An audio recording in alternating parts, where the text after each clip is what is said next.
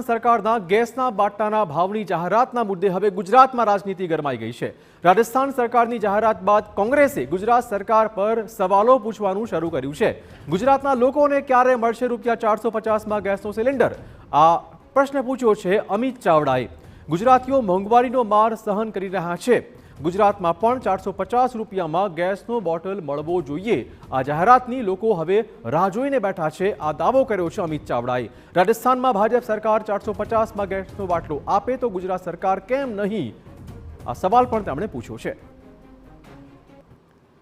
ખાલી રાજસ્થાન સરકારની ને ગુજરાત સરકારની જાહેરાત આવે એવું એક ગુજરાતી ઈચ્છી રહ્યો છે અને અમે સરકારને કહેવા માંગીએ છીએ, ડબલ એન્જિન સરકારને કહેવા માંગીએ છીએ કે રાજસ્થાન સરકારની જાહેરાત ગુજરાતીઓ વાંચે પણ ગુજરાત સરકારની જાહેરાત ક્યારે આવશે?